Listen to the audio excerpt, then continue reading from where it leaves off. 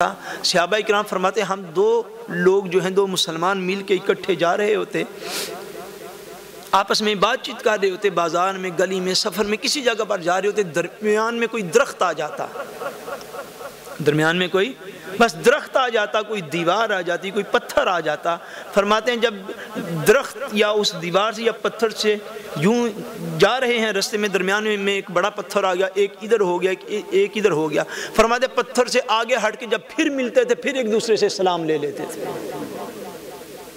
اتنا زیادہ اس عمل کے ساتھ صحابہ کرام کو محبت تھی۔ فرمایا کوئی درخت درمیان میں آ جاتا، جدا ہو جاتا، ایک رائٹ کو ہو جاتا، دوسرا لیفٹ کو ہو جاتا، درخت گزر کے پھر آگے ملتے، پھر ایک دوسرے کو السلام علیکم کہہ لیتے۔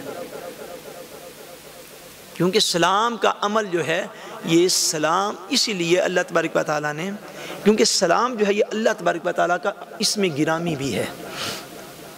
سلام اللہ تبارک و تعالیٰ کا نام ہے، اللہ تبارک و تعالیٰ کا اسم ہے، اور سلام کا مفہوم ہی یہ ہے کہ تم اللہ تبارک و تعالیٰ کی حفاظت میں رہو، اللہ تبارک و تعالیٰ کی حفاظت میں رہو، اللہ تبارک و تعالیٰ کے نام کا پہرا رہے تمہارے اوپر۔ حضور نبی کریم صلی اللہ علیہ وسلم نے دیگر آداب جو بھی بیان فرمائے ہیں، ان میں سے ایک دو چیزیں بیان کر دیتے ہیں وقت کے اعتبار سے۔ فرمایا، حضرت ابو ہریرہ رضی اللہ تعالیٰ عنہ روایت فرماتے ہیں کہ قال رسول اللہ صلی اللہ علیہ وآلہ وسلم یسلم الراکب علی الماشی۔ یہ بھی آداب میں سے ہے کہ سلام کون کرے اور کس طریقے پر کرے۔ فرمایا یسلم الراکب علی ماشی، فرمایا جو سوار ہے وہ پیدل چلنے والے کو سلام کرے۔ حضور کا فرمان سن کر تو سبحان اللہ کہنا تو بنتا ہے امت کا۔ اس میں بڑی حکمت ہے، بڑی حکمت ہے۔ اس میں پاسبل ہے یہ حکمت ہو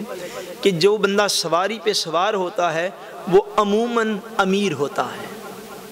آپ بات کو سمجھ رہے ہیں؟ جو پیدل چلنے والا ہے وہ عموماً غریب ہوتا ہے، یا اس کنڈیشن میں کم از کم لگتا ہے ایسے، بے شک وہ کروڑ پتی کیوں نہ ہو، اگر پیدل چل رہا ہے اور ایک سواری والا سواری پہ جا رہا ہے تو سواری والا ہی امیر ڈکلیئر کیا جائے گا نا۔ حضور صلی اللہ علیہ وسلم ارشاد فرما رہے ہیں یسلم الراکب علی الماشی۔ فرمایا میں تمہیں سلام کرنے کے آداب بتاتا ہوں، طریقے بتاتا ہوں کہ تم میں سے جو کسی سواری کے اوپر سوار ہو، پیدل چلنے والے کو وہ سلام کرے، پیدل چلنے والے کو وہ سلام کرے، تاکہ امت میں بے شک کوئی سینکڑوں اور ہزاروں میں ہو، یا لاکھوں اور کروڑوں میں ہو، بلکہ اربوں میں کیوں نہ چلا جائے۔ اب اس کی وضاحت ہمارے ماحول کے مطابق ایسی بنے گی کہ جو بندہ بے شک وولکس ویگن پہ جا رہا ہے یا مرسڈیز پہ، لامبورجینی پہ جا رہا ہے یا فراری پہ، اگر وہ کسی سواری پہ سوار ہے تو پیدل جو گلی گھاتے میں چلنے والا ہے وہ بے شک 2 ملین نہیں 10 ملین کی گاڑی میں کیوں نہ سوار ہو، اگر مصطفیٰ کریم کا ماننے والا ہے تو پیدل چلنے والے کو وہ سواری پہ سوار ہی سلام کرے گا، تاکہ مال و دولت کا غرور حضور کے امتی کے دل میں نہ آ سکے۔ اس کو پتہ چلے یہ بے شک کروڑوں کی چیز ہے مگر فانی ہے، دنیا میں رہ جائے گی، میں قبر میں اتر جاؤں گا۔ مال بے شک حلال کا اربوں میں کیوں نہ چلا جائے،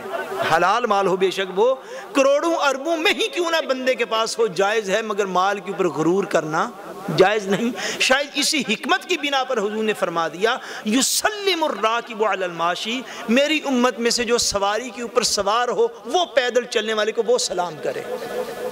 یعنی 2-3 ملین کی گاڑی میں بیٹھ کے پھر دائیں بائیں سارے محلے میں دیکھے اب مجھے کون کون سلام کرتا ہے، یہ تعلیمات کو نہ سمجھنے والی بات ہے۔ اسی لیے ہمارے ہاں ایسا ہوتا ہے کہ مال و دولت تو آ جاتا ہے مگر تربیت مکمل نہیں ہوتی۔ فرمایا یسلم الراکب علی الماشی، جو سوار ہے کسی چیز کے اوپر وہ پیدل کو سلام کرے، والماشی علی القاعد، فرمایا جو پیدل چلنے والا ہے وہ بیٹھے ہوئے کو سلام کرے، جو پیدل چلنے والا ہو وہ بیٹھے۔ اگر کسی جگہ پر 2-4 بندے بیٹھے ہیں، آپ کے جا رہے ہیں مسلمان بیٹھے ہیں ادھر، یہ بینچ کے اوپر باہر بیٹھے ہوئے 2-4 مسلمان، ایک بندہ پاس سے پیدل گزر رہا ہے، تو سلام کے آداب میں سے یہ ہے کہ وہ جو پیدل گزرنے والا ہے وہ پہلے سلام کرے، جو پیدل گزرنے والا ہے وہ پہلے سلام کرے۔ فرمایا بل قلیل علی الکثیر، اور جو تھوڑے لوگ ہیں وہ زیادہ لوگوں کو سلام کریں۔ کسی جگہ پر 2-4 دوست جا رہے ہیں، یہ مجلس ہے، کسی جگہ پر 10-15 بیٹھے ہوئے ہیں، تو جو تھوڑے لوگ ہیں وہ پہلے زیادہ لوگوں کو وہ سلام کریں، زیادہ لوگوں کو وہ سلام کریں۔ ایک اور مقام پر بخاری شریف کے اندر حدیث پاک ہے، حضور صلی اللہ علیہ وسلم نے ارشاد فرمایا کہ جو چھوٹا ہے وہ بڑے کو سلام کرے، یسلم الصغیر علی الکبیر، جو چھوٹا ہے وہ بڑے کو پہلے سلام کرے۔ یعنی چھوٹوں کو اس بات کا خیال رکھنا چاہیے، ان کا بڑا بھائی ہے، ان کا باپ ہے، ان کا باپ کا کوئی دوست ہے، محلے میں کوئی بھی شخص جو ان سے عمر میں بڑا ہے، تو چھوٹے کو بڑے کو جا کے سلام کرنا چاہیے۔ فرمایا جو سوار ہو کسی سواری کے اوپر وہ پیدل کو سلام کرے، جو پیدل چل رہا ہے وہ پہلے بیٹھے ہوئے کو سلام کرے۔ اگر تھوڑے لوگ ہوں زیادہ لوگوں کی طرف جائیں تو وہ تھوڑے لوگ زیادہ لوگوں کو پہلے سلام کریں۔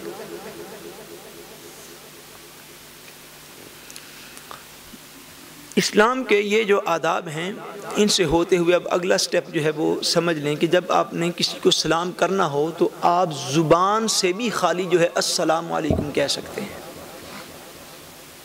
زبان سے بھی السلام علیکم کہہ سکتے ہیں، لیکن سنت یہ ہے، حضرت ابو ذر رضی اللہ تعالی عنہ آپ ارشاد فرماتے ہیں، زبان سے خالی کرنا یہ بھی سنت ہے، صاف ظاہر ہے۔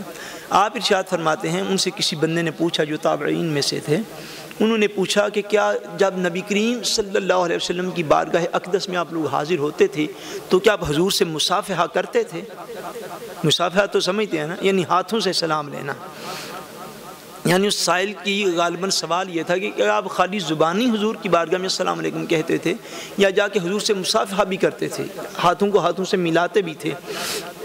مصافحہ کا یہ طریقہ ہوتا ہے دونوں ہاتھوں سے سلام لینا، کیا دونوں ہاتھوں سے سلام لینا، اس کو مصافحہ کرنا کہتے ہیں۔ حضرت ابو ذر رضی اللہ تعالی عنہ بیان فرماتے ہیں میں اپنی ساری زندگی جتنی دفعہ حضور کی بارگاہ میں حاضر ہوا اتنی دفعہ حضور نے مجھ سے مصافحہ فرمایا، جتنی دفعہ حضور کی بارگاہ میں حاضر ہوا حضور نے اتنی دفعہ مصافحے کا مجھے شرف عطا فرمایا ہے۔ یعنی کثرت کے ساتھ جو طریقہ کار ہے وہ یہ ہے کہ بندہ مصافحہ کرے، یہ سنت میں سے ہے، اور مصافحہ یہ ہے دونوں ہاتھوں سے سلام لینا، کیا دونوں ہاتھوں سے سلام لینا۔ ہمارے ہاں یہ جو طریقہ کار اب نکل آیا ہے مادیت کی زندگی کی وجہ سے، لوگ ایک ہاتھ یوں آگے بڑھا دیتے ہیں، نہیں، دونوں ہاتھوں سے جو ہے وہ سلام لیا جائے، یہ سنت ہے۔ اور کئی احادیث ایسی ملتی ہیں، صحابہ کرام فرماتے کہ ہم نے حضور صلی اللہ علیہ وسلم کے مبارک ہاتھ جو ہیں، دست مبارک جو ہیں، ان کو پکڑا، دونوں ہاتھوں سے ہم نے پکڑا تو تاجدار کائنات نے بھی اپنے دونوں ہاتھوں سے ہمیں پکڑ لیا۔ یعنی اس طرح حضور صلی اللہ علیہ وسلم مصافحہ فرماتے تھے۔ مصافحہ یہ کہ ہتھیلی جو ہے یہ ہتھیلی سے مل جائے،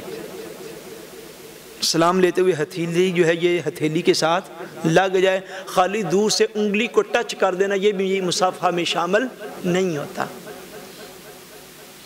یہ بھی مصافحہ میں شامل نہیں ہوتا۔ اور اگر بندہ کسی کو اس قابل سمجھتا ہو دوران سلام،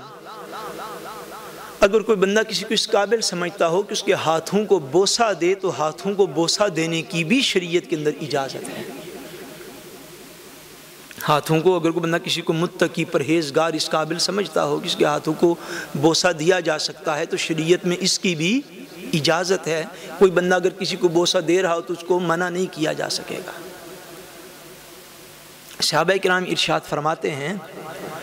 حضرت عبداللہ ابن عمر رضی اللہ تعالیٰ عنہ بیان فرماتے ہیں، راوی کہتے ہیں کہ حضرت عبداللہ ابن عمر نے مجھے ایک واقعہ سنایا، تو واقعہ بیان کرتے ہوئے وہ کہتے ہیں قال فدنونا یعنی من النبی صلی اللہ علیہ وآلہ وسلم فقبلنا یدہ۔ حضرت عبداللہ ابن عمر کہتے ہیں کوئی واقعہ بیان کرتے کرتے کوئی پرانا، فرماتے ہیں پھر ہم حضور کے قریب ہوئے اور ہم نے حضور کے ہاتھوں کو بوسہ دے لیا، حضور کے ہاتھوں کو بوسہ دے لیا۔ اور بڑی معروف احادیث طیبہ ہیں کہ جب نبی کریم صلی اللہ علیہ وسلم کی بارگاہ میں آپ کی پیاری بیٹی حضرت سیدہ فاطمہ الزہرا رضی اللہ تعالی عنہا جب آپ حضور کی بارگاہ میں حاضر ہوتی تو حضور انہیں دیکھ کے اٹھ کے کھڑے ہو جاتے، ان کا دستے مبارک پکڑ